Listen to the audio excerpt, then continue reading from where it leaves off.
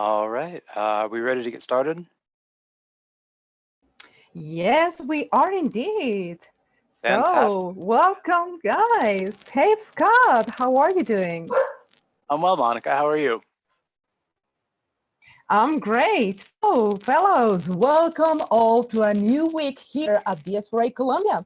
We hope you have had a wonderful weekend. So, this time it is my pleasure to introduce you to Scott, MBA, PhD, lead computational social scientist at Interos.ai, data science coach, and data analytics professional. He's very interested in data science, data visualization, and natural language processing. Today, we are going to start with the case missing plots and other alternative visualizations. So, welcome, Scott. It's so wonderful to have you here with us.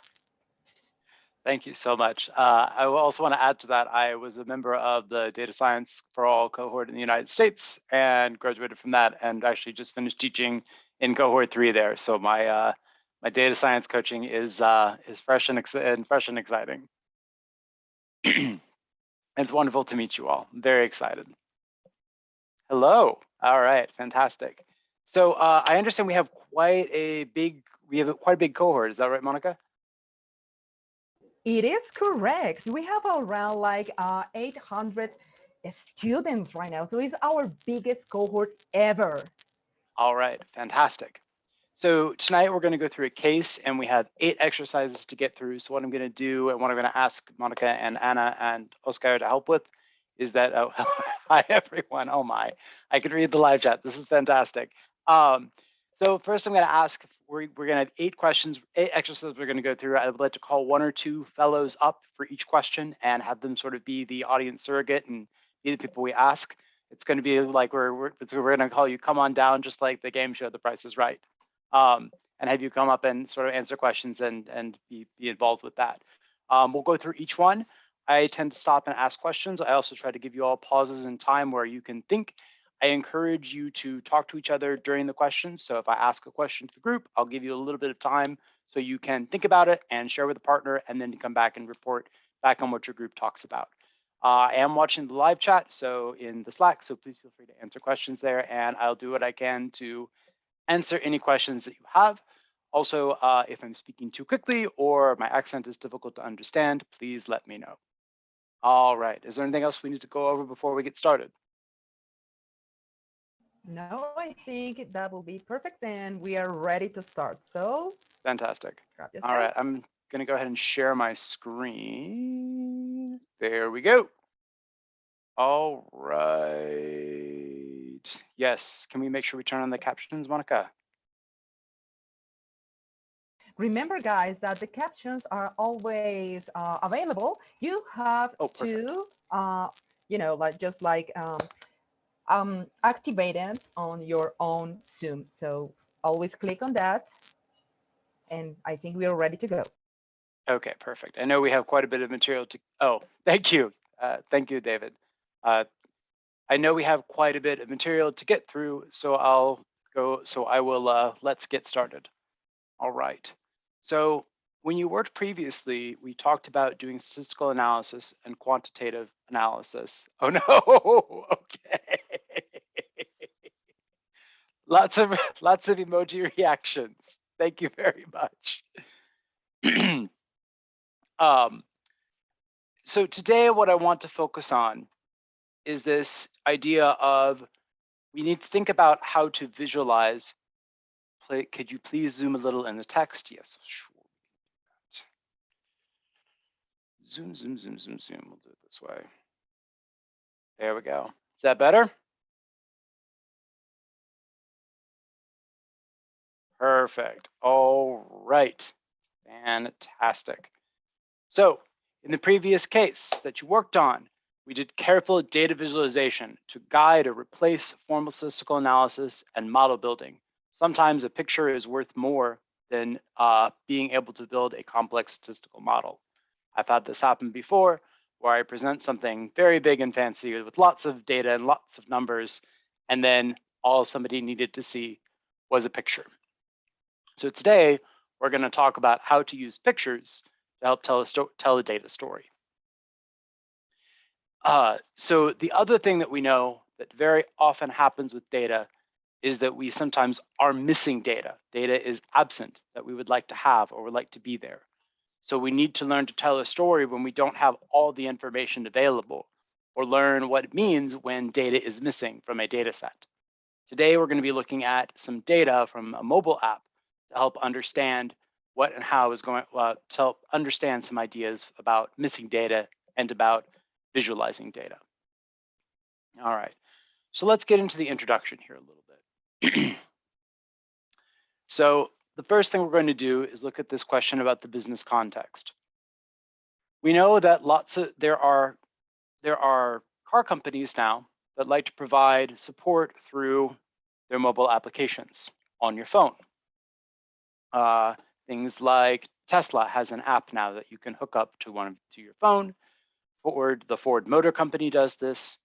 Lots of companies do these sorts of things where they say, hey, you can get information about your phone and use that to gather data and use that.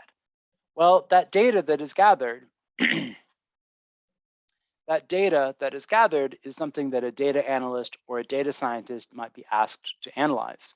There's a data science for all fellow who got a job doing exactly this for a startup, doing this kind of analysis on data from a car app. So this is very realistically a job that someone who finished this program could get. We want to, this part right here. Manufacturers are keen to maximize their engagement with the app because they believe this can increase the depth and brand loyalty with their customers. They want to use the app as a tool to connect with their customers. However, what happens? App usage can often be limited, which means that people are abandoning the app, they are no longer using the app, or they stop using it after a short time period. So our job today is to figure out how and why that is happening and give some insight into our customers, into our client about why people are not using their app and how we can encourage them to use it more. All right. So in the context here, let's pay attention to this sentence right here. Your company, we don't want to look at the markdown. That's not going to help us. Your company wants you to uncover behavioral patterns of the users who engage with the app. They believe that if you can find discernible patterns, if you can find patterns and meaningful information, your company can use those insights, can leverage those insights to give users incentives to use the app more frequently. If we understand why people are using the app, we can give them more incentives or more reasons to use it. So the big question we're trying to answer here, how do users currently engage with your mobile app? And Hiem, I just pushed there you go. People are answering your question, fantastic. How do users currently engage with your mobile app, and how has that engagement changed over time? So for the context here, we are going to look at the data on a subset of 105 customers out of 1,000 total app users for the first 4 weeks after installing the app. This is a small subset of the data, which is chosen as a representative sample. And data were collected as part of the beta version of the app. So I want to pause right here, because before we even look at the data, there are some things that we should be thinking about in our heads. And I want to cue you into some keywords.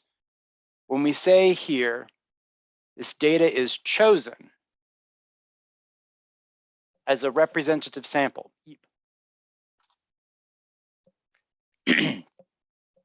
When this data is chosen as a representative sample, what does that mean? What do you all think? Can you share with me some ideas in the live chat?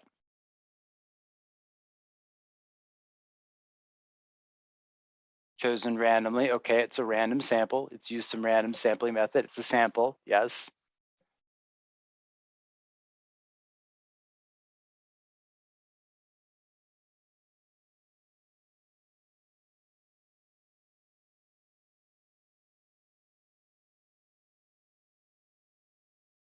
All right, good. Okay, we're covering lots of really important ideas here. I like it. Okay, a sample within a sample. I like that. Perfect. Yes, It's chosen as a representative sample. So I want to key on that term. I want to key on both of those words. If it's representative, what does that mean? What do we think that is, what are we claiming about our data if it's representative?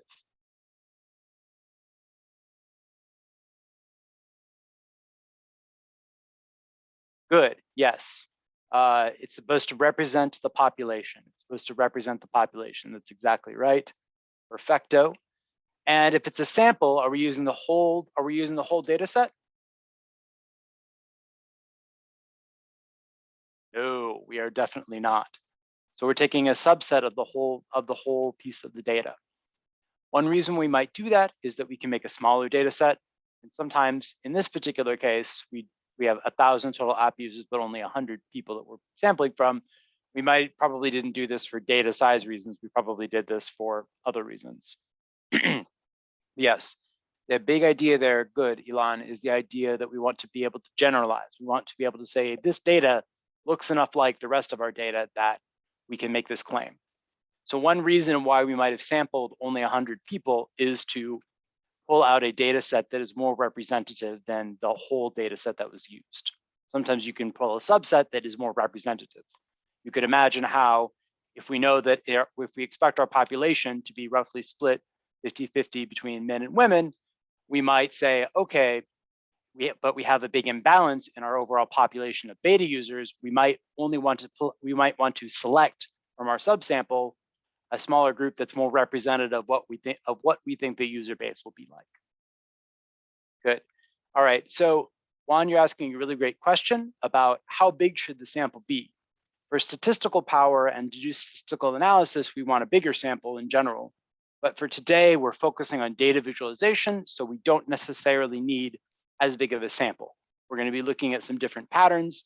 Today is what word am I looking for? We're trying to think about how to create a visualization. Then we'll start worrying about how big of a sample we need. Yes, it also depends on the variance of the sample. Very important. All right.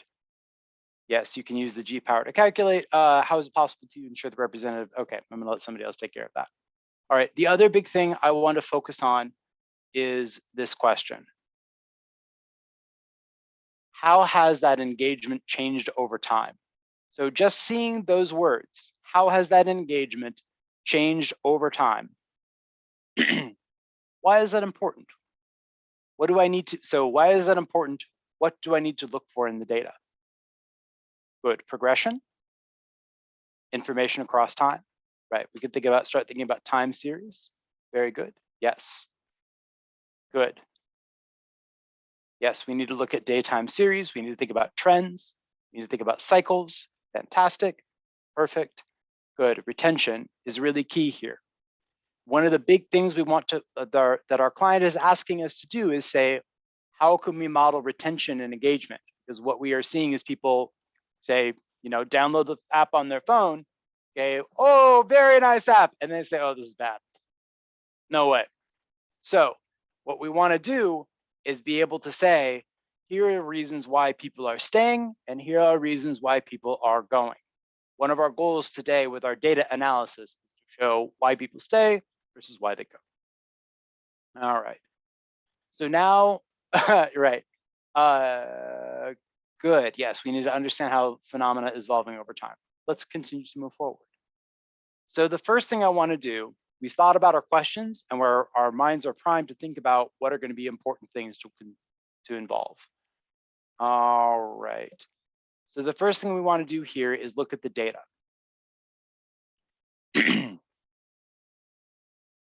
All right, we have 105 rows, which means we have 105 people who downloaded the app, and we have 116 columns, which means we have 116 different variables that we can look at to think about as different sort of characteristics of these observations.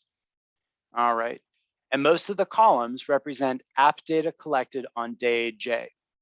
All right, can somebody explain for me in the chat what day J means here? What are they talking about? What is that? That seems very strange. Why would they say it that way?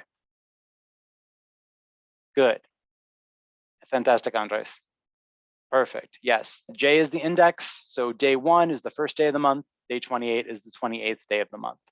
Perfect. Excellent. Yes. Perfect, perfect, perfect. We're trying to get about 4/8, or yes, perfect. We're trying to get from day 1 to 28, right? So we're saying here's all the people and how they were using it on day 1 versus day 2 versus day 3.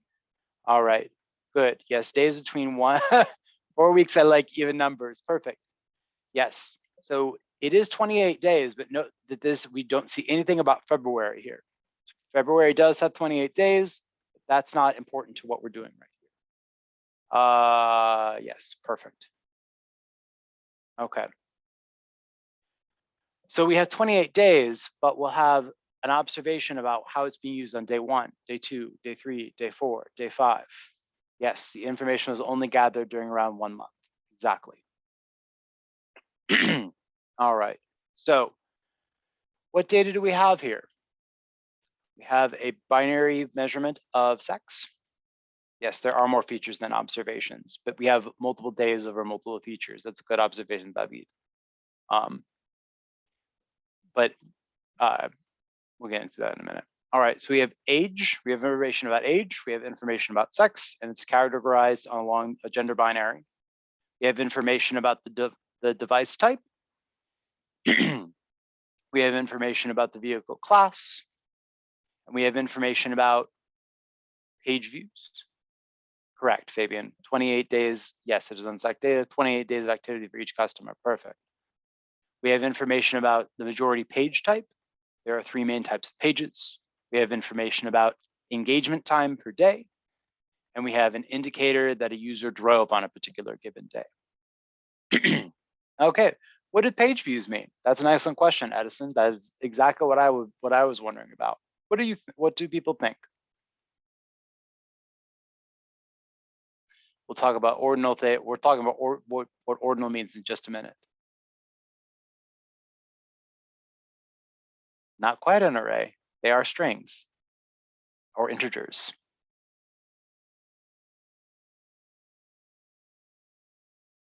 Correct, Mateo. It's the number of pages viewed in a day. Yes, it's the number of times they logged in and looked at different pages on their app. Perfect. Yes, Luis. The quantity of pages visited that day. That's exactly right. Perfect. All right.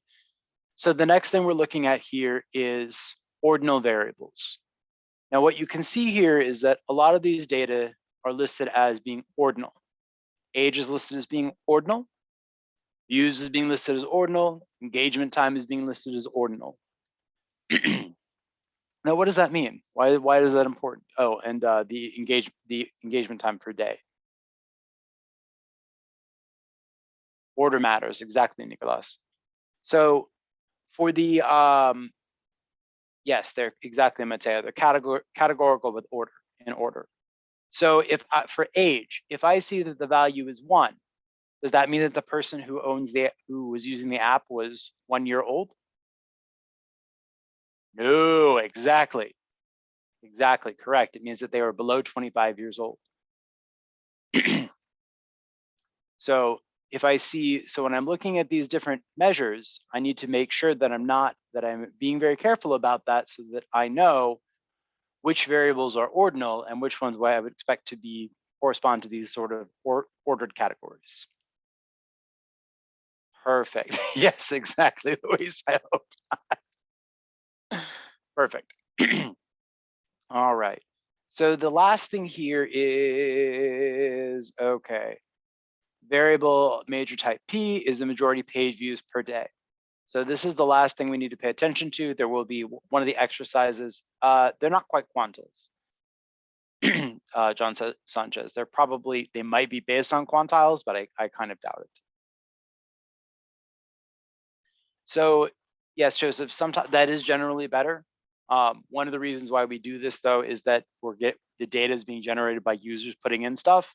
And so sometimes users put in not great information. So it gets categorized like this, so it's still usable. So it would be great to just have an integer with the age where we put in the right numbers, but this is user generated data. So users will put in things like 333 for their age, or they'll put in things like Slaughter Bar Fast, or they'll put in words for their age. It is amazing when you give opportunities for people to mess up things. It's relatively common actually to get a data set like this, Fabio. It is not that unusual to get data that is organized and structured like this. Yes, that's exactly what we're going to do. We're going to look for some of these different categories. But if we don't, so we should absolutely, yes, assume the users will do everything wrong. Yes, that's exactly right. So I like the way that you're thinking, but I want to go back to an even more central point. If you don't know what your data is measuring, it does not matter what data you have. If I don't know what these ages or what these categories mean for the ages, it does not matter. It does not matter how much data I have. It doesn't matter how many observations I have. It's really important to pay attention to, good. It's really important to pay attention to what data do I have and what story can I tell with this data. If I don't know what's in my data, if I don't know how these ordinal variables are working or what these categories are assigned to, then I can't make sense of my data. And then I can't tell you a story about it. What are the units for engagement time? Well, let's look at the case. Metadata is critical. What are the units for engagement time?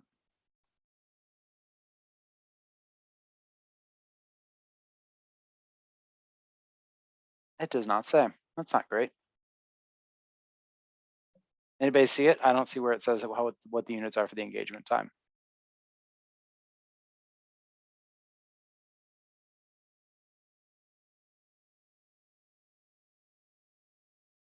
Yes, it's relatively important. It's definitely not days.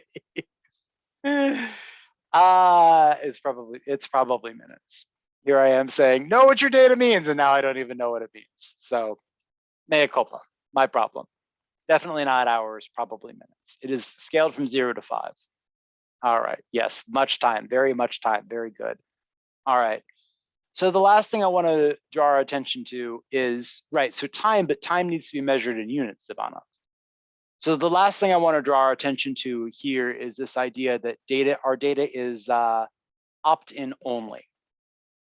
What does that mean when we say opt-in data?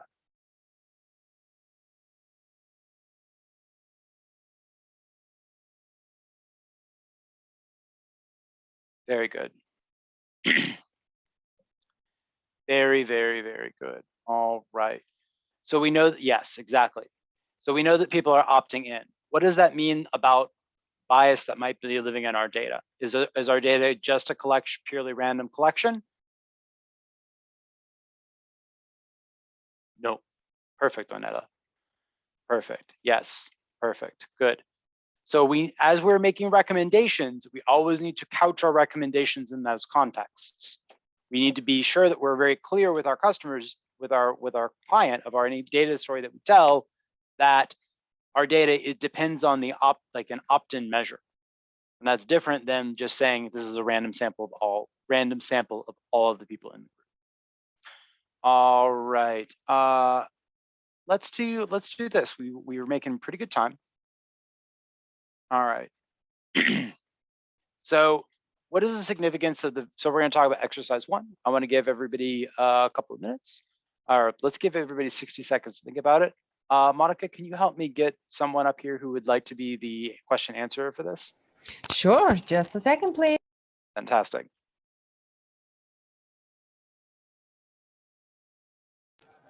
Just a moment.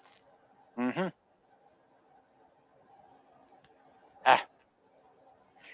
Trying to get this thing so you can't just see the answer. There we go. Okay, perfect. So perfect. We'll talk about it in 1 second, Julian. Yeah. So I'm going to get invitations. Just a second. Because I cannot see them.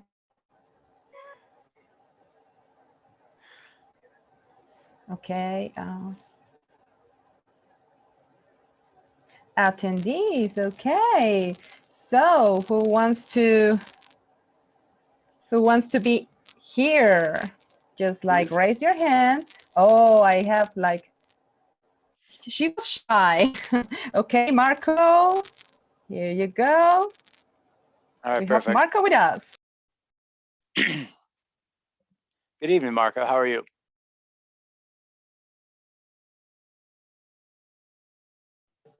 Okay. Hi, can you hear me? I can hear you just fine. Yes. All right, perfect.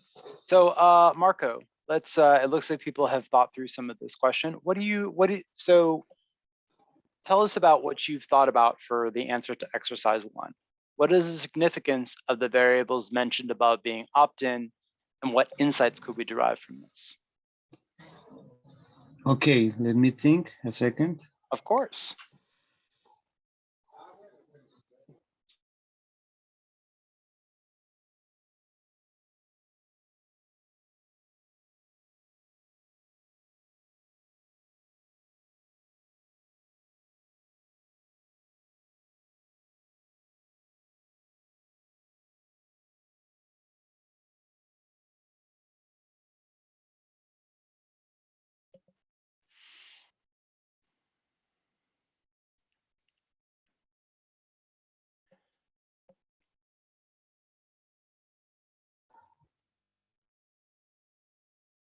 Okay. Marco. Are you still with us, Marco?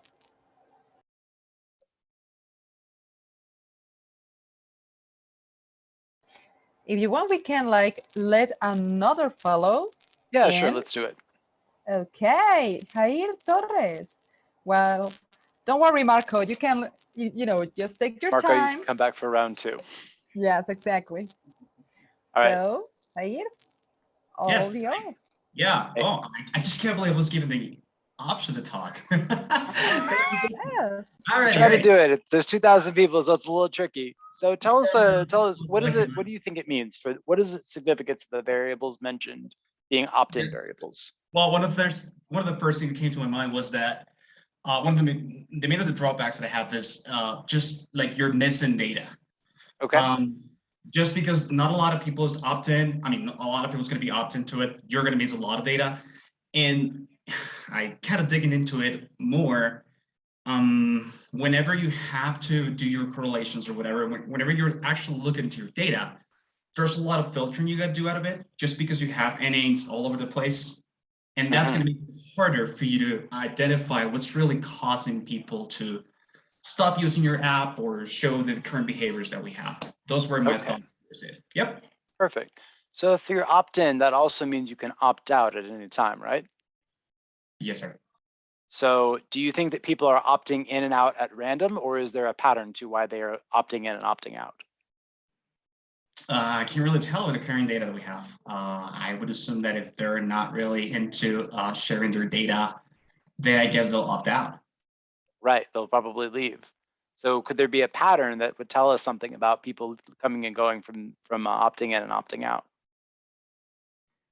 There's got to definitely be a pattern somewhere. I just can't really tell where that could be. I know. I set you up just a little bit, but you did great. You definitely did. All right.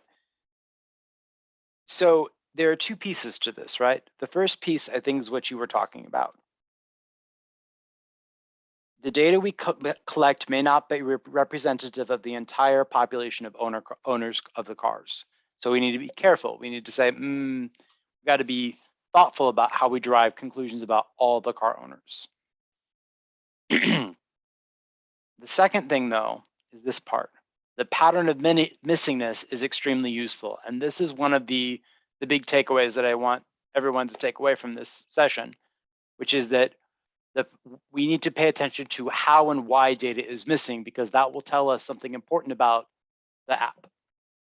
If the particular user has stopped using the app, we want to detect engagement over time. One of the best indicators of whether or not someone is using the app is if they engagement is if they stop using the app or they delete it from their phone, which means that they'll drop out of the sample. So we're very interested in understanding and identifying patterns of when and how people stop reporting in data from their app.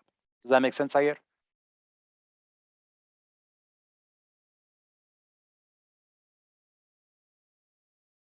It sure does. Yes, sir.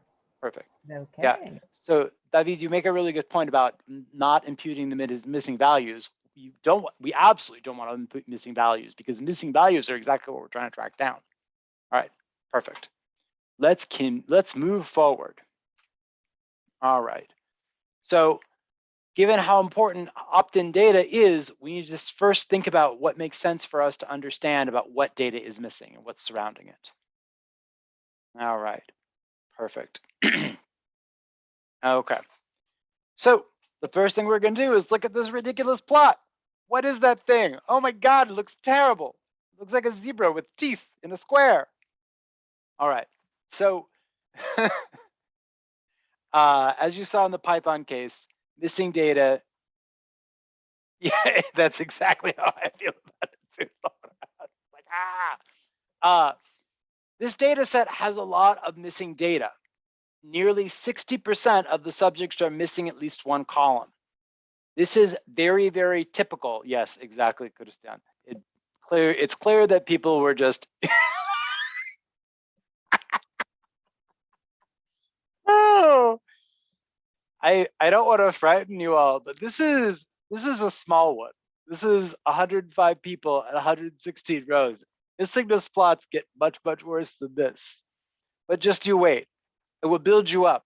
You will become so strong you can deal with a plot 10 times this size. It'll be fantastic. All right. So you can I love it. I love it. All right. So a useful tool here to understand the structure of missing data. When I say structure of missing data, yes, it is clearly a penguin. Is we need to understand the structure. Why is data missing and where is it missing and what does that mean? We have to derive meaning from missingness. Oh, you're only a little doomed. Not very doomed at all. You're fine. So we're going to build this missingness plot.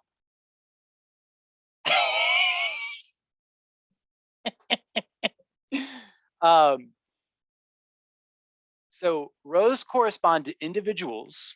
So these are the 110 people, 105 people, and the columns correspond to the variables. So we have a grid that has 106 rows and 115 columns. So we can say for any one spot, this is one user right here who has data for pretty much everything. Oh, it is a little scary. It is a little scary. Your job as a data scientist is to stare at something very scary for so long that it becomes less scary. So, yes, I think because 60% of subjects are missing a value, I think it's actually yeah. So that's going to be my anthem. David, you're going to learn how to make this missingness plot in the second half of the evening lectures. But I'm showing it to you now so you get the sense of how to do it. All right. Yes, Santiago, you are getting it. We have to find a pattern. We have to go hunt down the pattern. We have to look at this madness and say, where can we find something? Where is there meaning in this madness? All right. All right. So the other thing you can do here, David, align with your question. Maritza, yes, these kinds of plots are incredibly common. Now, you're right, the pattern is not completely random, but we need to make it more ordered and be able to drive more clearly what the pattern is. Yes, exactly. Some variables don't have any data and they're not supposed to. Sebastian, that's an amazing data science. All right, so question, take 30 seconds, talk with a partner. What patterns do you see in this missing set of values without doing any manipulation or any reordering of the data? I will give you 30 seconds. Go ahead and go. Think, think, think.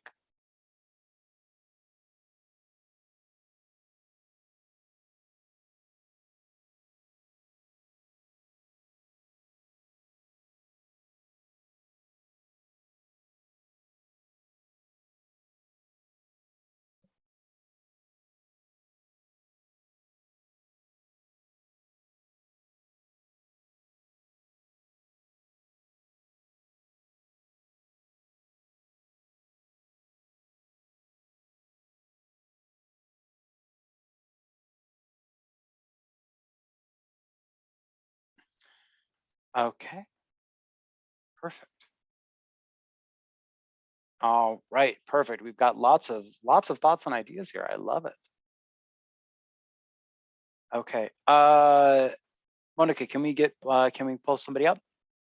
Yes, of course. So we still have like 3 people very interested. Oh, okay, 4. Ah, it's like increasing really, really fast. So let's go with David Uribe Mora. Perfect. I know I saw a girl. So Angie, wherever you are, please be back. We are going to wait for you. Welcome, David. Thank you very much. All right, David, what do you see? Tell me what patterns you observe. I'm watching that there are some variables that happen to have the same, let's say, missing values. I'm saying like the same pattern. Mhm. For example, if I look at the center variables, the ones that are, for example, drive or major p hype or p views, they Mhm. are very similar between each others and all those that are like next to them. However, there are other variables that are almost that has almost zero null values, like p views 4, p views 1, p views 8. They are very similar with each other. So there might be something in the app that, for example, if you're trying to check something or you're giving a certain link in the app, uh, it's probable that some processes triggered these variables. So all the variables that are, um, let's say, linked to a certain process on the app are linked on them. So maybe this way we can find um, some processes that are not optimal for the user, or at least for its experience. Perfect. I love that idea. So what I hear you saying is that there are patterns with certain variables, some variables being seen having quite a lot of missingness and others not. So you can see that there are points where it doesn't seem random. And could we reconstruct and reconsider these in ways that would capture that? Is that what you're saying? Exactly. There might be some correlation between the null values in some of the variables. Perfect. All right. Thank you so much, David. Thank you. All right. So what are some things that you think we could do with this data? I'm sorry, we'll let everybody answer, but you can stay up. That would be great. What are some things we could do with this data set to visualize the missing data better? And I've seen some really great answers, and I want to yes, sort by J, sort by users. Fantastic. Yes, sort the order, please order the data by variable. I love it. Sort by J, sort by type of variable, sort by account of nons. Yes, fantastic. Okay, good. So the big thing, you're understanding the specific task at hand. Now the bigger picture of what we need to do, the meta thing that we need to do, is we have to take this plot and derive information from it. And that's exactly what you all are picking up on. We have to find meaning in the badness. We have to reorganize the data and the visualization so that it tells us something that we can communicate to others. Perfect. All right. Okay. So one thing we can do here is to group the opt-in data together by the type of information that we get. So we can pull all the page view variables together and all the engagement variables together, very similar to what you all was suggesting and sorting by J. Yes, Leonardo, exactly, sort by J. Perfect, okay. Brigitte actually has a really good question. Why are the variables not sorted? What do you all think?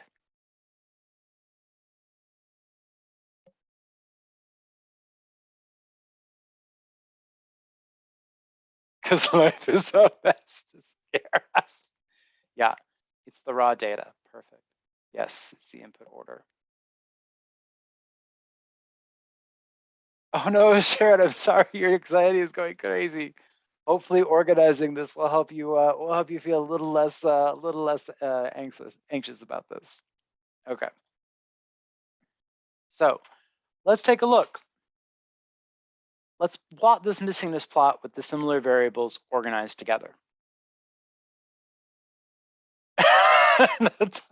I love it. They're like buildings now. Okay, so what can we see? We've pulled all the P views together. We've pulled all of the major P types together. Yes, perfect. Yeah. So Luis, right? Yes, that's true. Like it is going to eat up half of our class today to talk about this. Congratulations. Remember that you don't get, we're data scientists. We don't get data organized or data in order. Our job is to make sense of madness and organize something that is complete chaos into something that is communicated to other people. Your job as data scientists is not just to be able to type letters into a computer. Your job is to be able to take something messy and weird and turn it into something meaningful. All right. So black space is available values, I believe.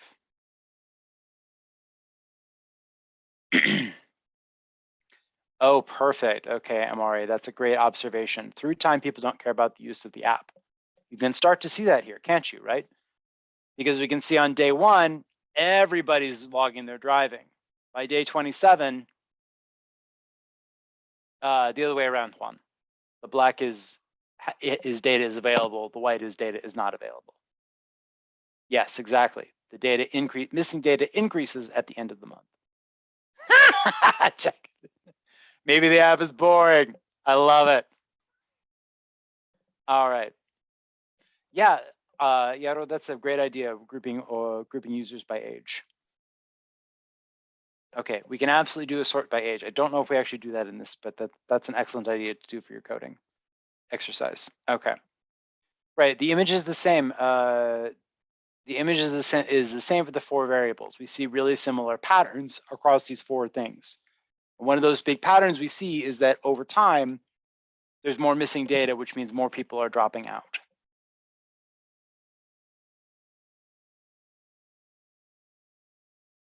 Okay, so Sharon, it's less that the days are missing, it's that people are dropping out. It's that people are saying, I'm no longer going to engage with the app and I'm going to stop using the app. Okay.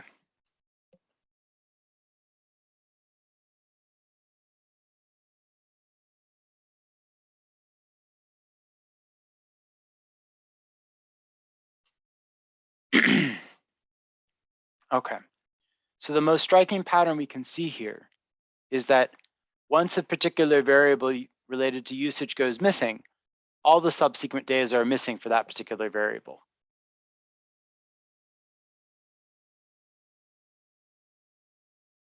Sergio, perfect. So we know that they're dropping. Exactly. People are not, I'm going to use it for a few days and then stop and then come back again.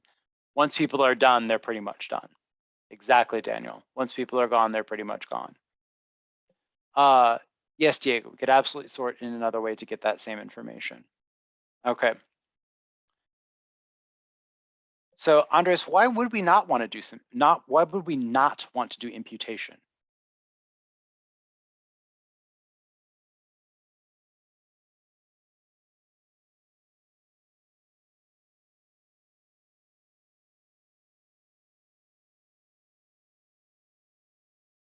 Perfect. I love the way you say that, Alex and Liz, because it reflects reality and because missingness has meaning. Yes, perfect, Natalia. The missingness has something meaningful. But that was a really great question that gets at the heart of what we're trying to do tonight. Somebody pinned that post. The missingness is meaningful. Yes, Juan, in this case, the missing data is meaningful. So we need to be able to graph that missingness and put it in a sort, and organize it so that we can show it to the client and show them what we're talking about here. And Monica, were we about halfway in terms of time? This class ends at 8:45, right? Yes. Okay, correct. perfect. All right. So we can make this pattern from exercises 2 and 3 even more apparent by grouping not just the opt-in data together, but by grouping everything together regardless of type. Yes, there's a lot of missing specific data in the users. Perfect. Okay.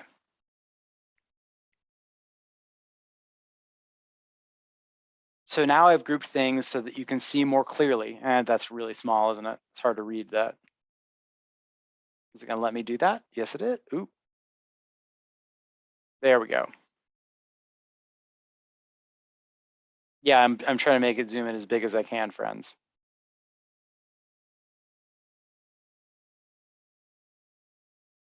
Santiago, that's exactly right though. You are getting the exact point. Once someone uses the app, they stop using it.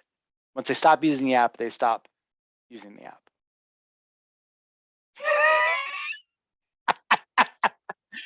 Oh my gosh, my laptop is on Washington DC time. Yes, William, perfect. There's no incentive to come back. Perfect. So this point here, grouping these patterns together even more like this is trying to make it even more clear. Yes, what, like, okay. Can someone help with Carolina? Can somebody talk through how this was made? I think that's actually a really great question. Carolina, are you asking the question about, you say you don't know how the graph was made? Is that you don't understand the code, or you don't understand conceptually how we've reorganized it?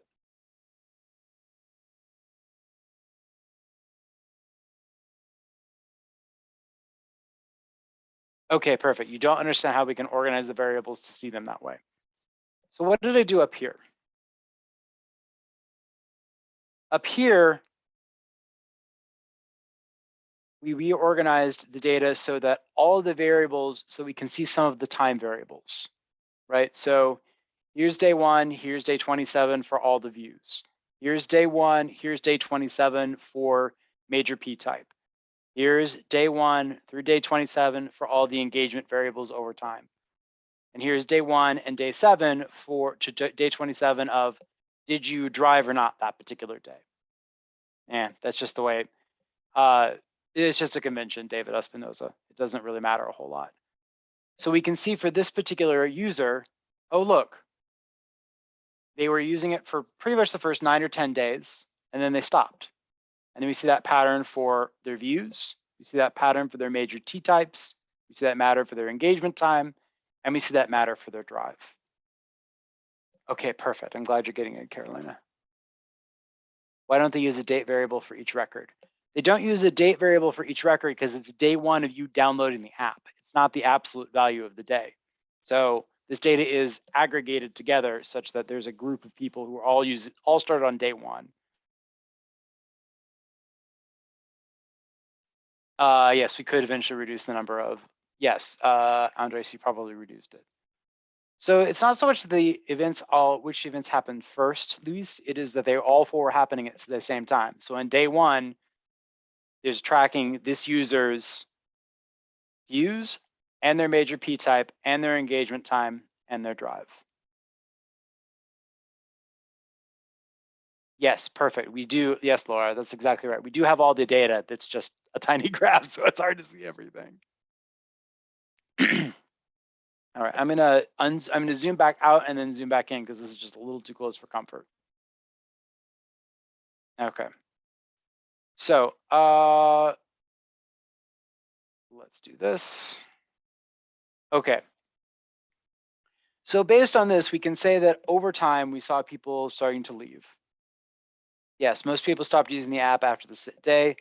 So how could we modify this plot up here to answer this question? What percentage of users were still engaged on as of a certain day? Of course, Natalia. Okay, we could use color. Perfect. We could organize the ascendant. Yes, we could organize the blacker one. A vertical sort. Yes, perfect. Perfect, David. Yes, we want to sort the users. Perfect. I love these answers. All right. Yeah, we can sort by days. That's a great idea, John. Okay, we can sort by 8 days. That's a great idea, Angie.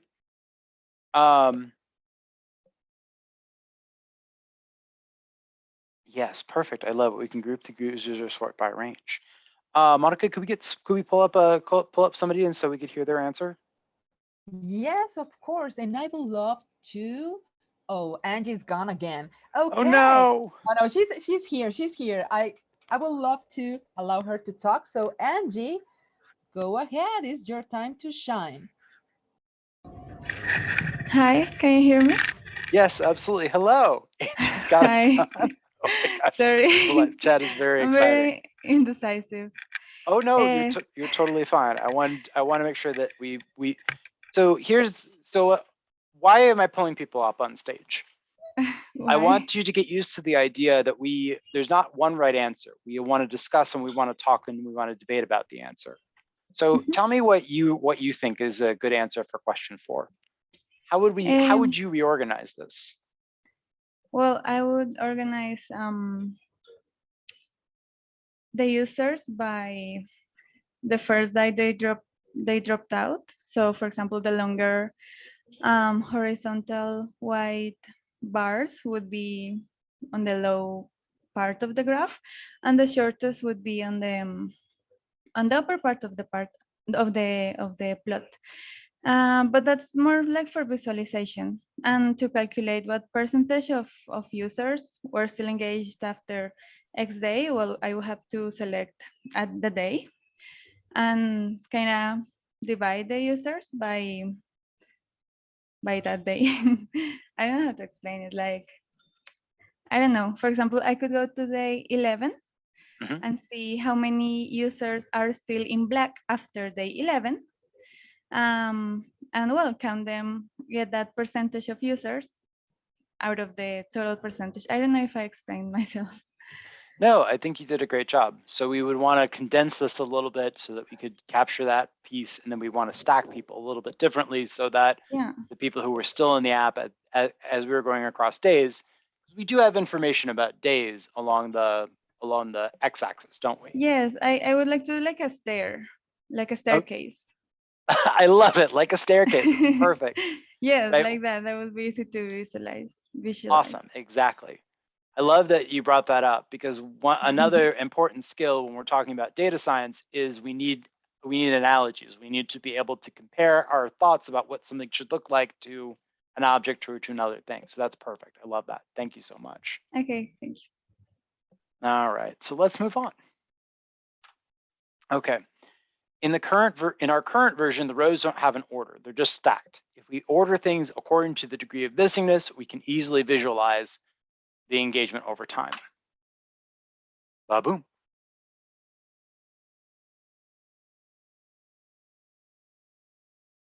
So we didn't really do anything all that different. Now let me actually, can I scroll in there just a little bit better so you can see this? It is making everything else bigger, but not the visualization. Oh no. Yes, it is very similar to a survival function.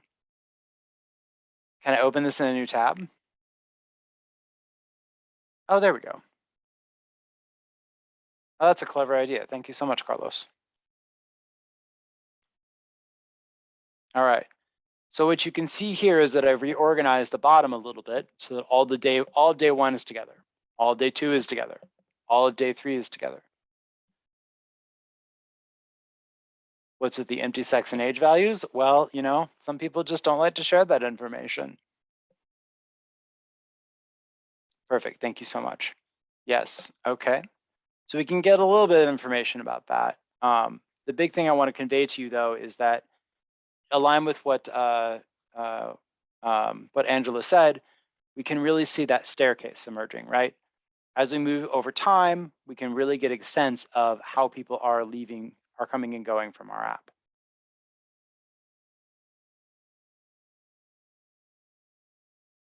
Okay, perfect. Okay, I'm gonna shrink back down and then get a little bit bigger. Okay, so one thing I want to highlight right here is this a point that they were making about a nearly monotone missingness pattern. That's kind of a fancy way of saying it, but what is it? What do we think they mean when they say a monotone missingness pattern?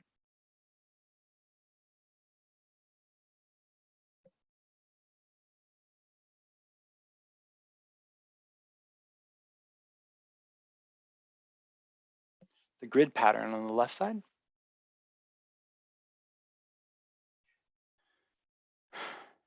Good. It means, yes, monotone means strictly increasing. So when we look at the visualization, are we seeing, oh, on day 13, or is there a sudden drop or spikes? Like, this is not a very spiky graph. It is not going up and down like a mountain range. It is going steadily uphill like a staircase. Yes, perfect, Mauricio. It's literally increasing or decreasing on around how you would say it. But what we don't see is, yes, Nicholas, a more sophisticated statistical analysis would be a survival analysis, but we're not going to do that at this time. How many rows is graph support? Perfect. Yes, and exactly, Christian. That's the big idea. Nobody's coming back, and this missing this plot allows us to say, in a more meaningful way, here's how many people are not coming back based on a percentage across days.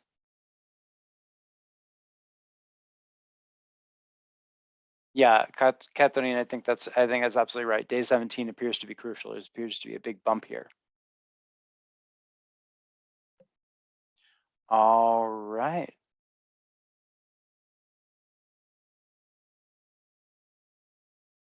Okay, perfect.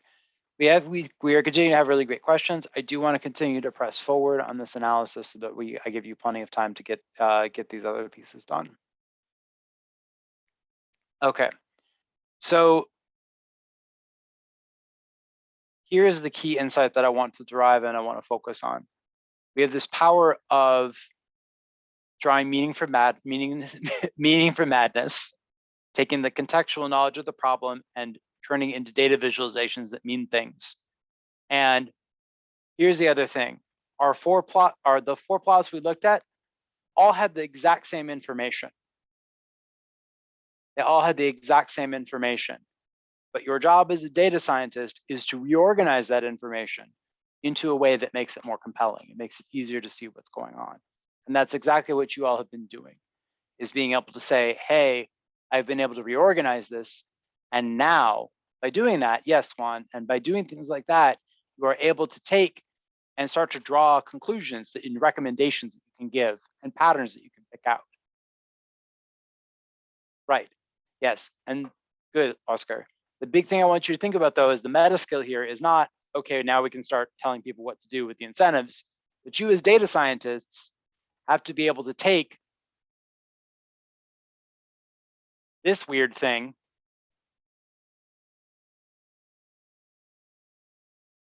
and turn it into this weird thing so that you can start telling people, giving people more information about what's going on in the data.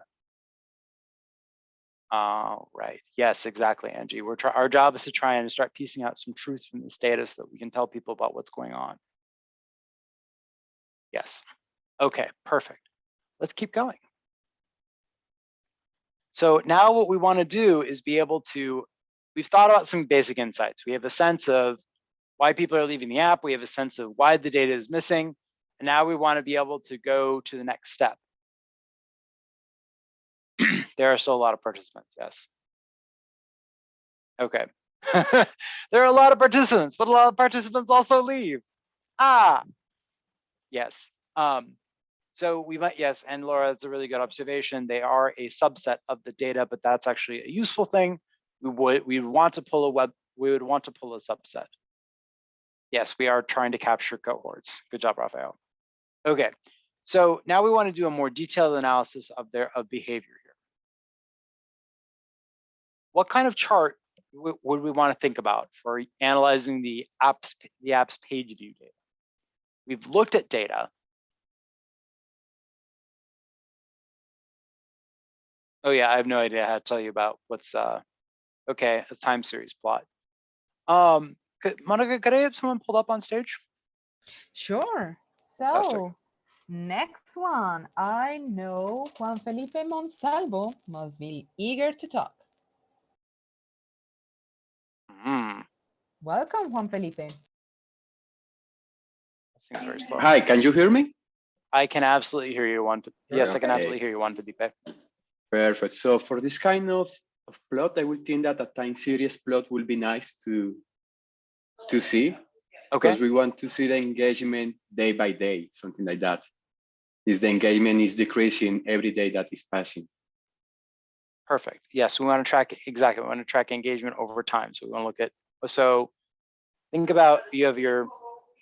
I don't know how I'm reflected for you all. So it's either this way or this way. What would be on the x-axis and what would be on the y-axis for you if you were going to make a picture with this data? So in the x-axis should be the different data that we have from 1 to 28. And we can select from the other axis, the horizon, from the vertical axis, we can select for example, maybe the ordinal engagement time per date or the ordinal page view. I will select one, or we can make a multi-plot where Perfect. each line of different color scheme is representing one of each variable. Perfect. Yes. So we're really interested in the page views. Do you remember what we talked about with page views? Yes. Okay. So let's go back up to the dictionary. What do we know about our information about page views? The number of page that a person has saw in that day. Right. And their view is an absolute number? What? Can you repeat? What kind of information is it? Is it a count of the number of pages they have viewed? I think so. The number of pages they have seen. How many? It is a number of pages they've seen. What's different about it? What's important to remember about it? That is in an ordinal weight. So Right. So is it a three- raw count? No, it's not a raw count. Perfect. It's just that 2 is bigger or better, or more, not better, more than 1, 5, more than 3. That is not telling you that it has seen 1 page, 2 page. No. Perfect. That's exactly right. So it's chunked up. Oh, that's actually a really good job, Jose. Okay, perfect. I love your idea, Juan. Let's go do some plotting. Thank you very much. You're welcome. All right. Okay, we're gonna do something we're gonna do this, which is basically what, I'm gonna use that trick again. Open image, new tab. Okay, this is a plot of page views per day.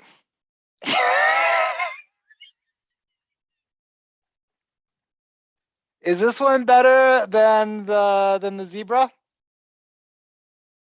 No. All right. So what is our job to do with this? What do we do as data scientists?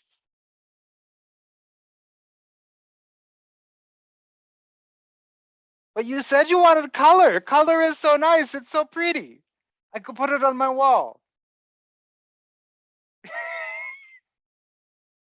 That's what biblically accurate angels look like.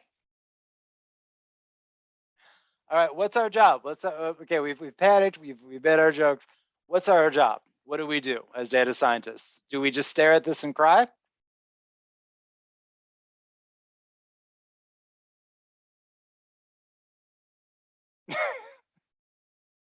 Right, we take action, we fix it. We find meaning in the madness. We find meaning in the madness. So we know the days, we have the information about users, and we have how many were in 5, how many were in 4, how many were in 3, how many were in 2, and how many were in 1. Yes, exactly, Uli. We need to reorganize the data. That's exactly perfect. Yes. Okay, so how can we do that? All right. This plot is really difficult to read. It is sadly not a neural network. Yes, exactly. We need to research the most repeated lines. So we don't care so much about the pattern for an individual user, how each one person used it on day 1 or day 2 or day 3. Yep, that is the lesson. This is the multicolored zebra. This is the multicolored zebra case, Mike. That's perfect. Yes, you need to DM me that picture so we can call this the multicolored zebra case. So let's graph a line that represents the average page views per person per day, and we'll put that in black.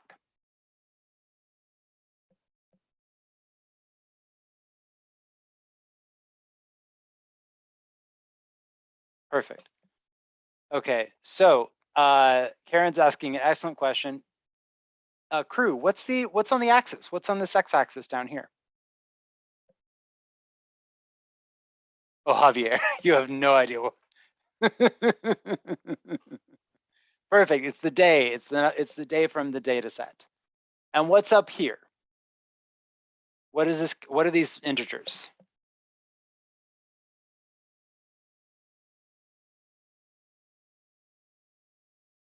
Yes, exactly. It's the ordinal page views. So each one of these little squiggly lines is one user. So you can go through and draw, okay, this user in blue use the day, you looked at this many pages on day 1, day 2, day 3, day 4, day 5. You can trace them. That's a cool plot. This is our multicolored zebra plot. Okay, 1 day per week, there are more visits than others. Viviana, you're starting to get at something. We have an average now, and so we can start seeing a pattern of behavior to emerge.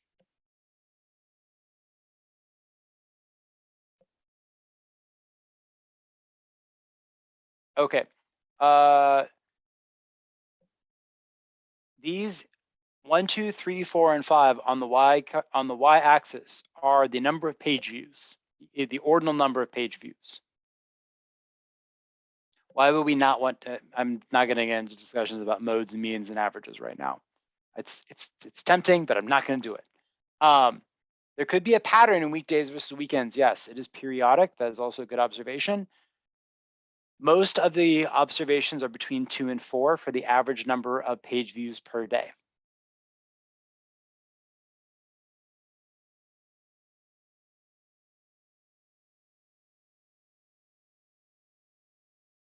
Okay, I'm getting lots of questions that are a little concerning to me because we know we need to think about what we're doing here, right?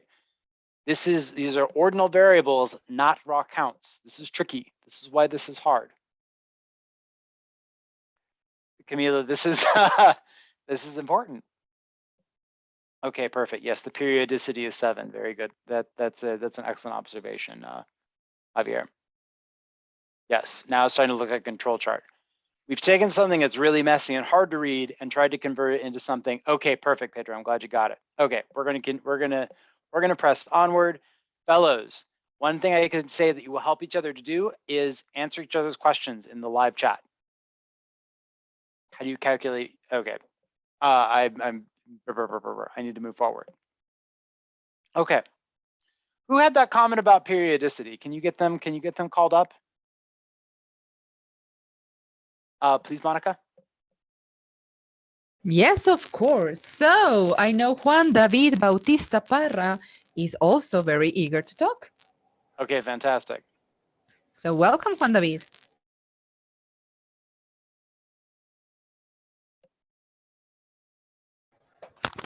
Juan David, are you there?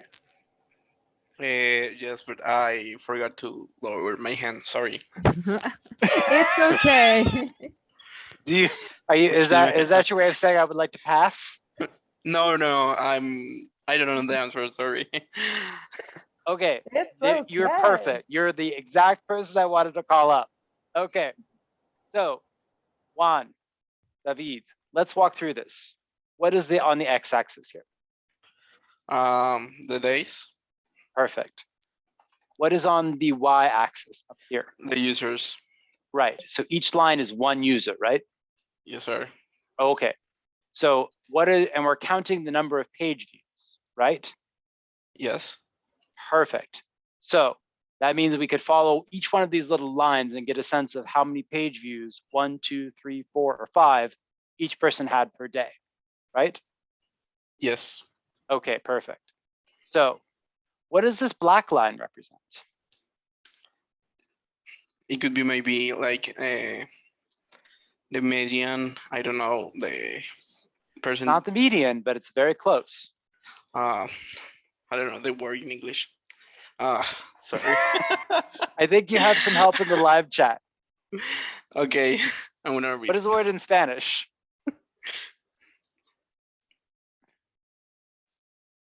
Yes, I think you're. Oh, is it promedio? Is that the word? The average, the Okay, promedio. perfect. Yeah. Promedio, average or Yeah. median. Perfect. So on day one, on day 0 here, the average number of page views is somewhere between 2 and 3. On day 2, it's a little higher. Up on day 5, it's up here. Yep. Okay. So we have a trend. We have an average per day. That make sense? Yes, sir. Fantastic. Okay. Now we're going to use a terrible, terrible English word, periodicity. That's a terrible word, isn't it? Kind of. I love it. Okay, so we're trying to figure out new words we don't know, and even a native English speaker would not know what periodicity is. That's a ridiculous, very low frequency word. Not very uncommon word. What word do you see in periodicity? It's like a measure of time. I don't know. Perfect. Yeah, a period or a measure of time. So what we're trying to say, is there a pattern? Is there a repeating pattern over time? I think you have some friends in the live chat who have some thoughts about cycles or periods over time. What do you see as is there any kind of period or repeated pattern over time in that black line? In the live chat, they say 7 days period. Week You don't sound periodicity. very sure. Do you see the 7 days? Yes. No, the 7 days now is 5 days. Sure, it is. It's Maybe. somewhere between 5 and 7 though, right? So you can see here's Yes. 5, and then there's one other one around 10, and there's another one around 15, there's another around 20. So there's a pattern. Yes, okay. So that's the thing we're trying to capture. Does that make sense, Juan David? Yes, sir. Okay, perfect. Thank you very much. You are a fantastic thank you. guest. All right, excellent work. Okay, so lined up with what everyone said, there appears to be a period of around 7 days, which syncs up, connects to, yes, very good, Camilo, the exact length of a single week. This makes sense. Users may drive more on the weekends, or they may drive, there's a pattern to over the week, how people drive and how people use the app. Okay, perfect. So, oh gosh, okay. So the last thing we're going to do is talk about 3 different groups or cohorts of users.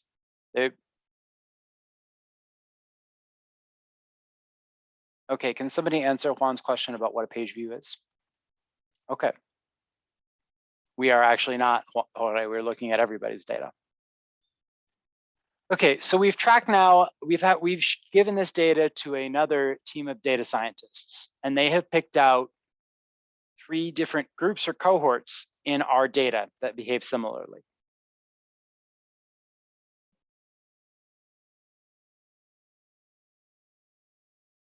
We have group 1, which looks like this.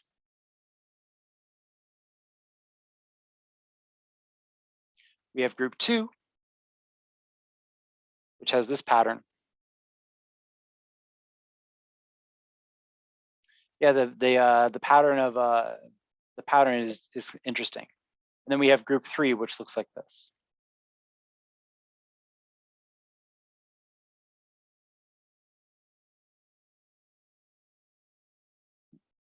Okay, so what I'm going to do now is let's take about 60 seconds. I'd like you to talk in small groups. We have 3 different patterns we can see with the average users.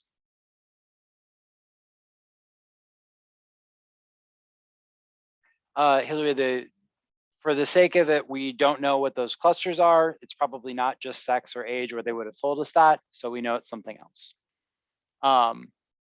So what I want you to do is take 1 minute and look at these 3 graphs and think about what they might be referring to. Let me see, here what I'm gonna do. I'm gonna put all 3 of them on the same page at the same time. because that is the kind of person I am. Here's G1.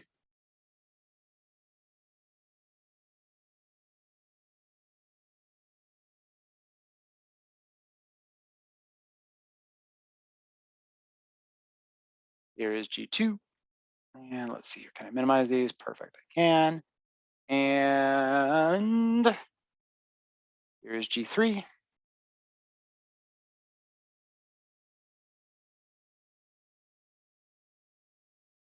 Let's just take a look at all three of them together at the same time.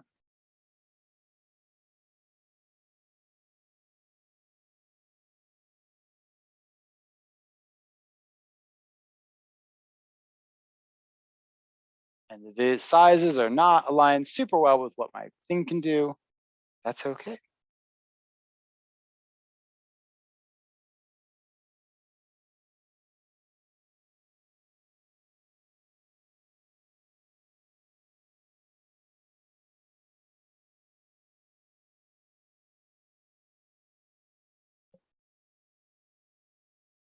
G2 travels once a month.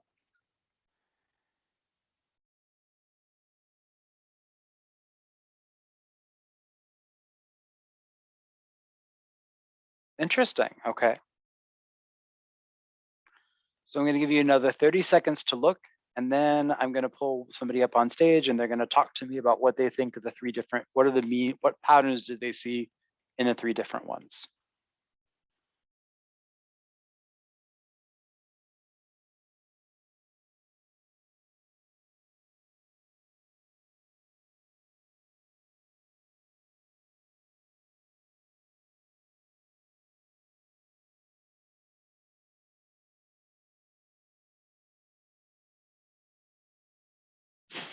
Some users less than money before the payday. Oh, y'all too entertaining. All right, I'll give you another.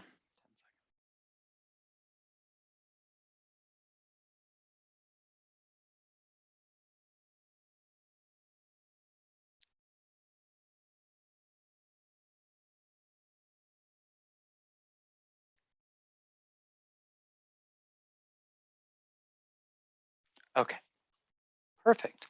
Monica, can we get someone up on stage? And in the interest of gender equality, we've had quite a few gentlemen come up on stage. So could we get a femme or a woman identified person up? Actually, I do have someone, Karen Martinez. Perfect. Welcome aboard, Karen.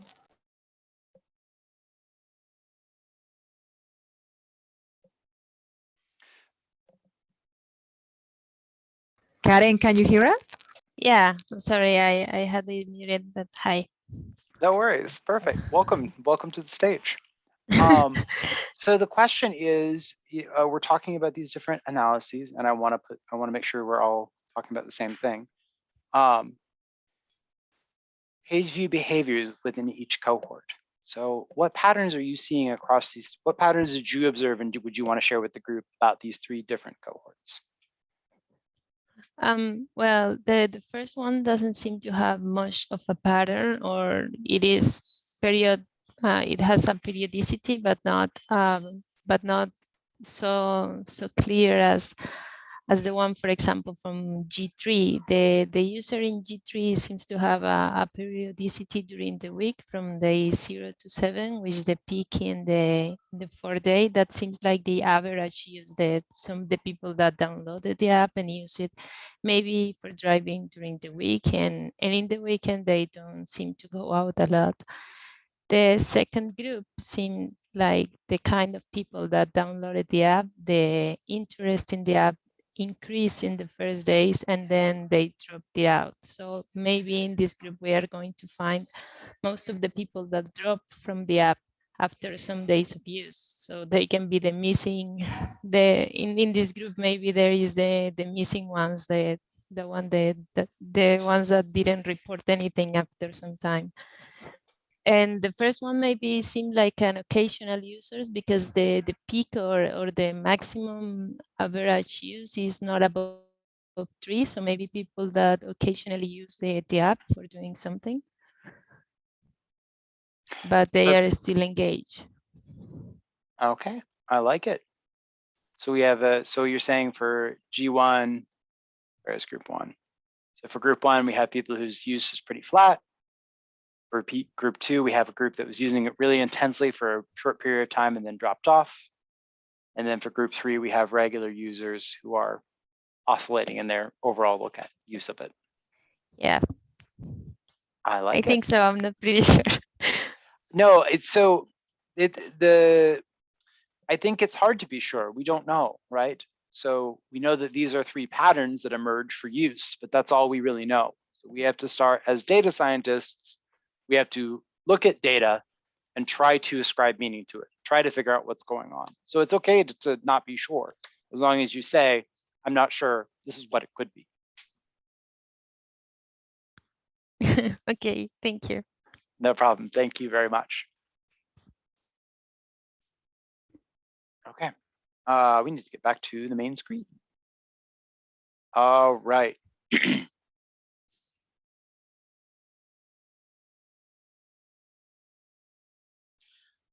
So I know that a couple of you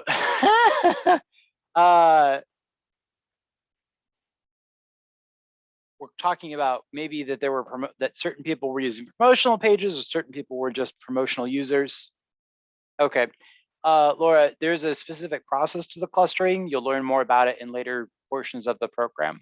But it's called k-means clustering, or probably nearest neighbors clustering for this. You'll learn more about it later on. But even so, you'll learn the technical pieces of that. But for now, we just want to focus on a more qualitative analysis. Okay. Yes, G1 and G3 for promotions, maybe G2. So can we see that? Can we actually determine that from the plots above?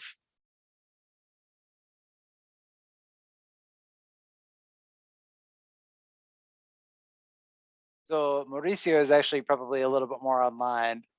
Maybe brother? Oh, maybe another. Yes, exactly. So we want to look at a slightly different graph because we have information about who looked at promotional pages and who did not. So we can take a look at that and see that. And we're going to build something called a stacked area chart. So we can take a look at this bad boy. Ooh, I'm going to open this in another page so we can get a better picture of it. Can you all see it okay?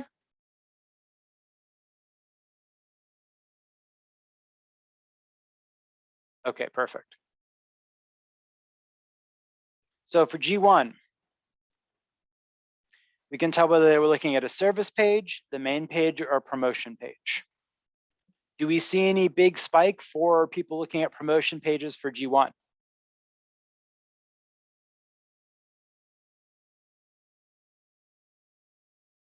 Well, and that's what you're going to get in part 2.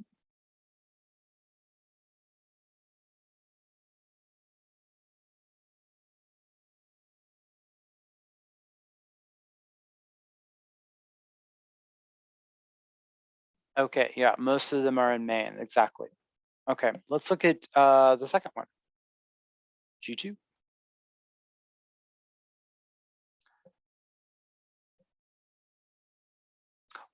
That's actually a really good question. Can someone answer Franklin's question? What is in the y-axis?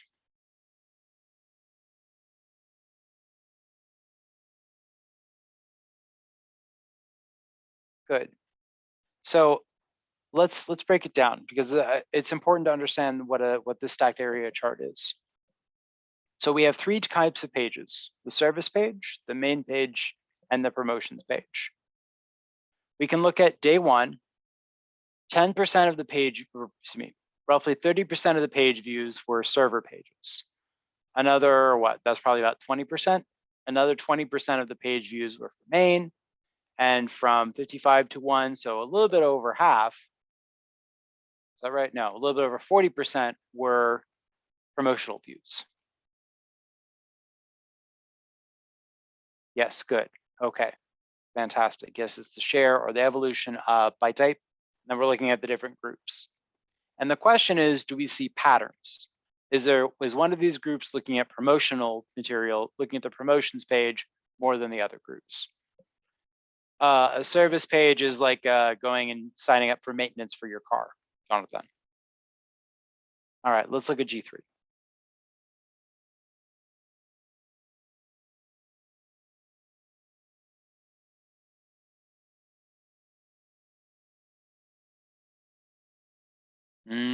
Yeah.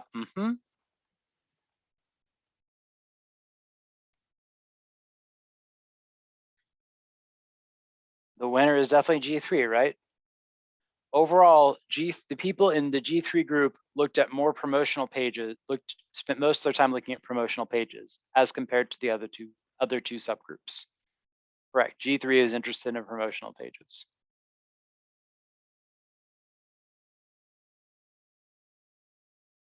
Good deal.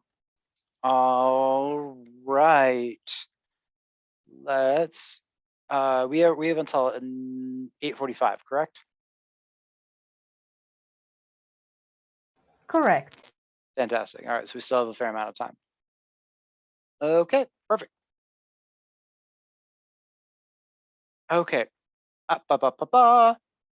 So we can see that group 3 is using it the most.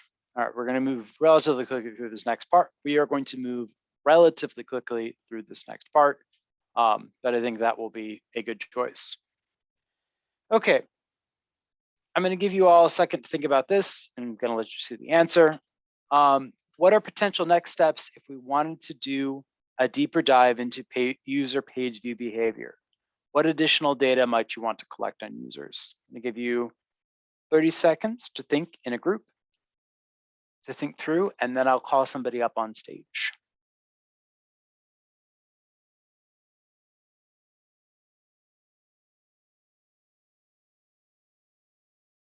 I know, it's all right.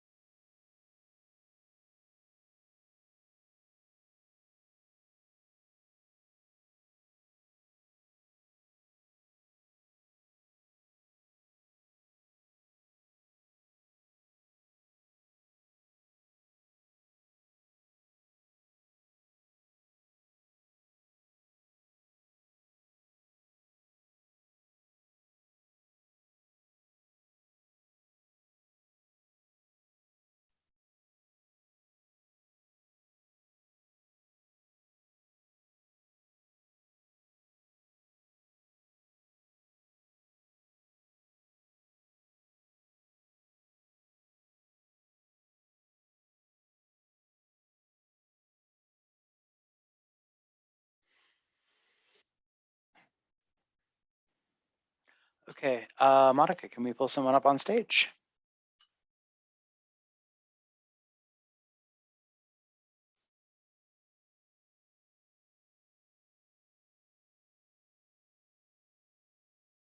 Did we lose Monica? But here I am. Do you hear me, Scott? I do hear you, Oscar. Hello. There we go. We got Monica back. Hello. Just to let all the people know, I knew Scott during empowerment two, I believe, with 1,000 people. Now we are 2 times that. People are still going with their ideas. This is really impressive. This crew does not slow down, and I am very impressed. Okay, let's move Danielle to the stage. Perfect.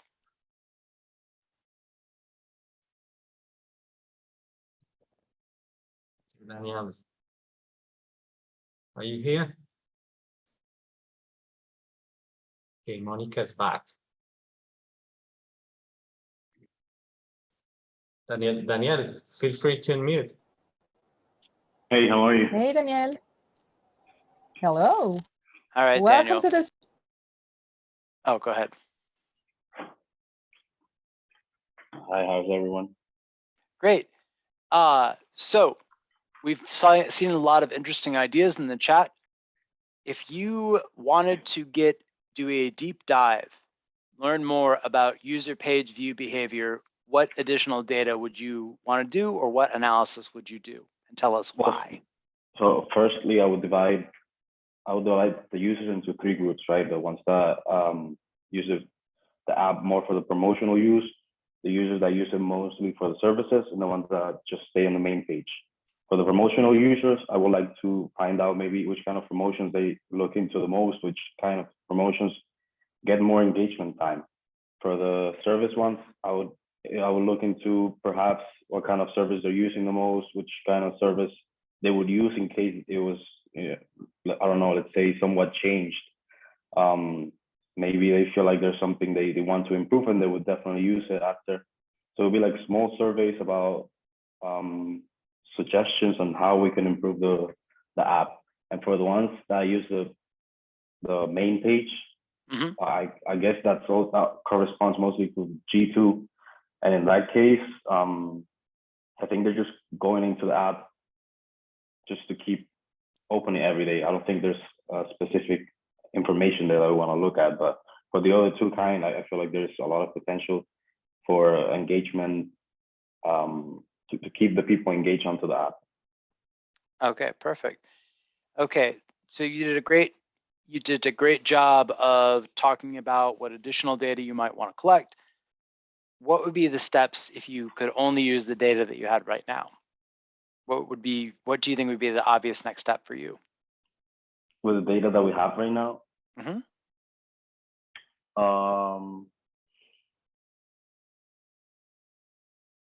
Well, I guess I'll go with the promotional materials and comparing also with the time around which the app was used during the day, maybe. Do we have time of day? No, but maybe this would be the next step that I want to go into. Okay, gotcha. Okay, perfect. Great answer. Thank you so much. Okay, thank you. All right. We're going to get into one of the really nasty visualizations now, friends. Okay. We want to predict dropout based on page view behavior. Why would we want to do this? Why would we, well, I'll ask you, why would you think it would be helpful to be able to predict dropout from page view behavior? And Dan, we can take Daniel down from the stage now. Why do I think I could predict dropout from page view behavior?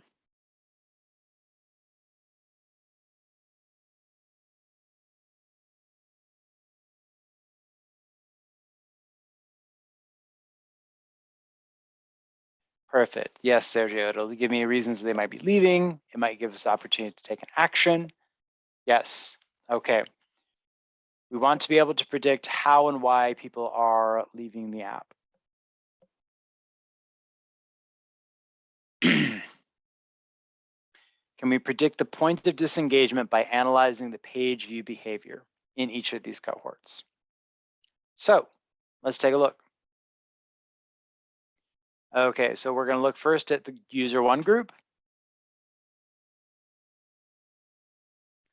So we have a bunch of these little red dots. What do these little red dots mean?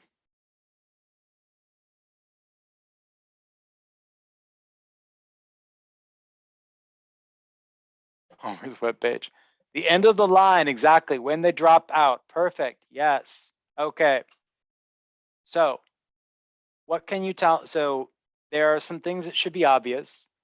Why are there no, the red dots really only seem like they're on the right-hand side. Why are they mostly on the right-hand side?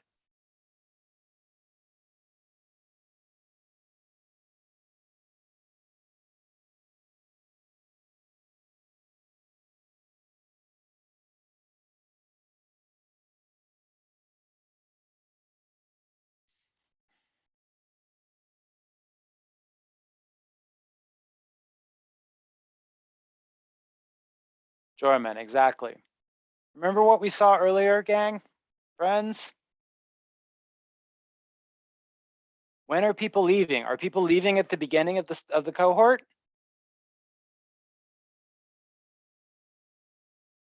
There's no subscriptions. No, exactly. People are not leaving. People are leaving at the end. So when should we see more dropouts happening? At day 1 or at day 15 or day 20? Perfect. Day 20, day 15 to 20, exactly. Is that what this data shows? Are people mostly leaving after day 15? Yes, exactly. As we move through these visualizations, it's very easy to make a mistake and do something wrong. So we always want to check. Do we want to do a sanity check? Because we're trying to find madness in the method. So we want to check and make sure, does this visualization match with what I would expect? Oh no, that does not sound good. Lots of people leaving at day 25, many people leaving between day 15 and day 20, very few people leaving at the beginning. That's what we would expect to see, right? We know that that is aligned with our earlier graphs, so we know that this graph is probably valid and has useful information. Are we seeing any, why would there be a red dot at 0 views? Because they're categorical variables, right?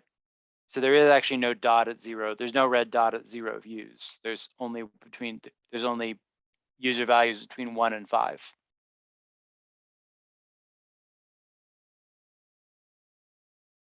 So on the last day that this person dropped out, they were in the lowest value. They were at a 1, not a 0.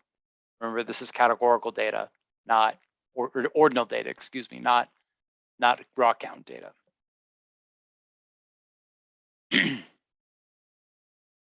Okay.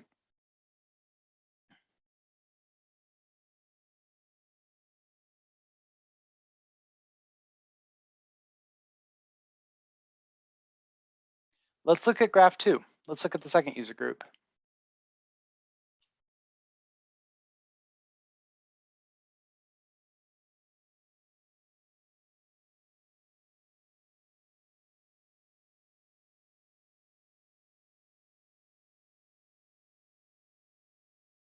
Nah, people stick around in data science for all. That's a nice thing. What do you see here in terms of patterns? Elsa, that's perfect. They opt out after the big peak, right? Remember from our old graph of G2, there's that big peak in viewage right around day 15.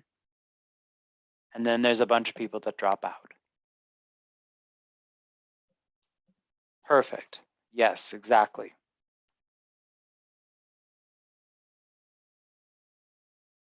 Yes, perfect. So we do see a much stricter pattern, right? There's a big cluster of people leaving right around day 2, right around this 15 to 20 day period. And it seems to be related to this pattern of a drop in page views. So something may have happened in the second week. There's lots of different things that could be. There could be a 15-day trial. You would probably know that if you were working for the customer. But it's definitely something you can investigate more. All right, let's look at group 3.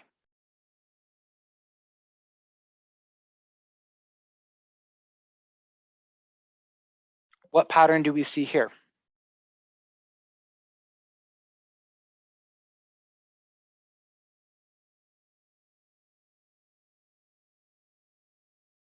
Oh, let's do that then. Let's pull up group 3.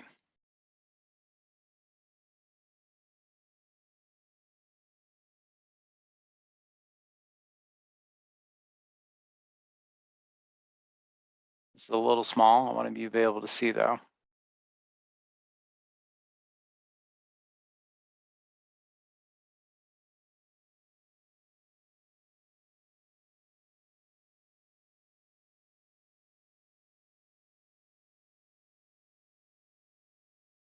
We do have some drops at the very beginning in this group, don't we? Yeah, it's more complicated. It's probably the most complicated pattern. Yes, dropouts are happening throughout. And it doesn't seem, and you can sort of see the pattern of high and low emerging across these. But aside, and we know that there are a lot of people leaving at the end.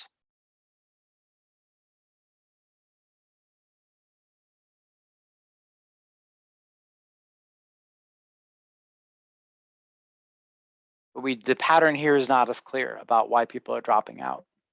There's some early dropouts, some late dropouts, and then there's a little bit of a heavier concentration towards the very end. So they are leaving. We are relatively sure that the people are dropping out of the study.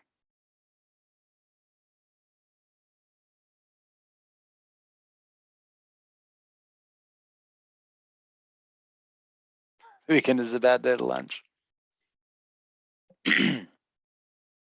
All right, we have about 5 minutes left and we're almost done, which is great.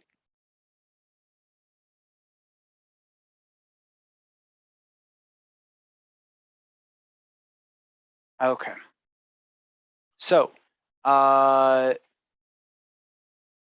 we've talked through exercise 9. Let's get to exercise 10. We're gonna maybe not work with a partner. They're prom hunters. Oh my gosh, I don't know what that is. Okay. We want to think about what could we do to have an adaptive intervention strategy for each customer group? What could we do to try and encourage them to stay engaged with the app?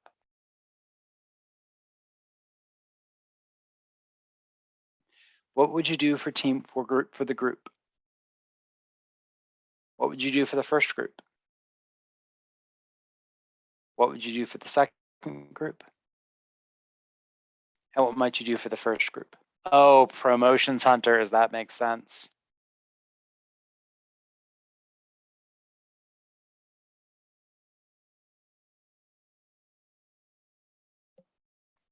Perfect. All right. So we only have a couple minutes left. I want to keep us on time. So I want to focus on the conclusions that we have here and the takeaways.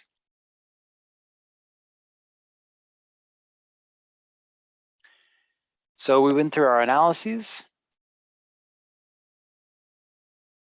Yeah, I have no idea about that.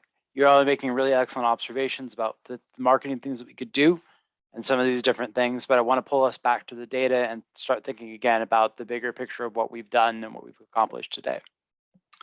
So what do? We had our terrible zebra plot, we had our rainbow zebra plot, and we had to take those data sets and those visualizations and try to capture meaning from them.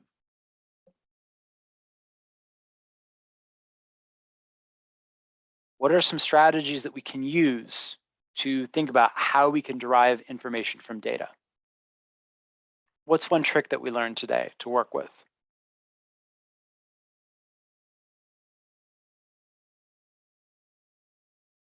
Perfect. We want to sort data and organize the data. Exactly. We want to reorganize and sort by J. Yes, exactly. Very good. Okay.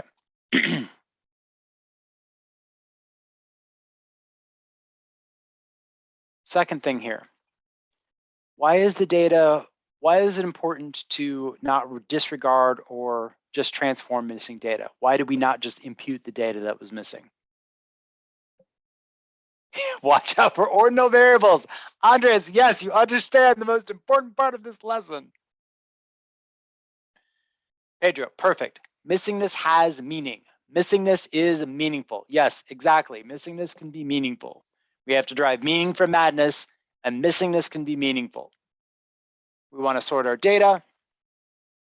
All right. Okay. And then again, the last piece here I want to focus on is organizing data and visualizing the data to capture information.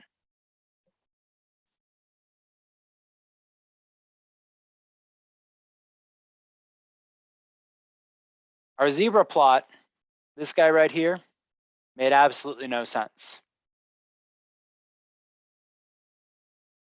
This piece makes sense. We want to be able to separate, yes, the meaningful, missing meaningful, and lost information. But again, one of your superpowers as a data scientist, one of your really important skills is being able to draw insight from data, to take something that looks like chaos, like this, and turn it into something that conveys meaning and information.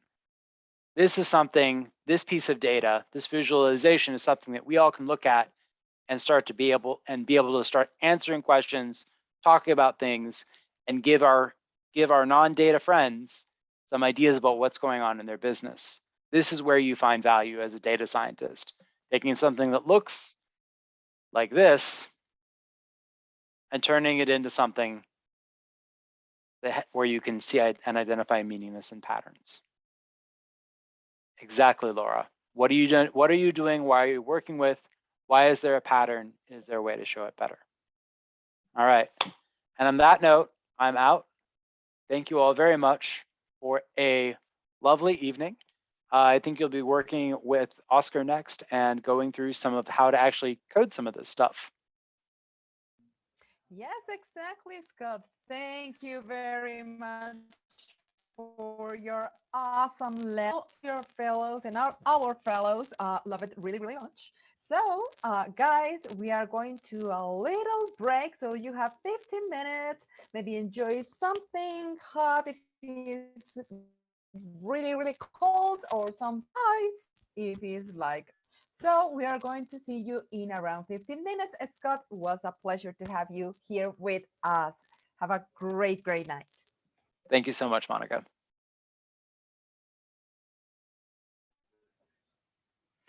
So you now, guys, go to the break. See you in 15 minutes.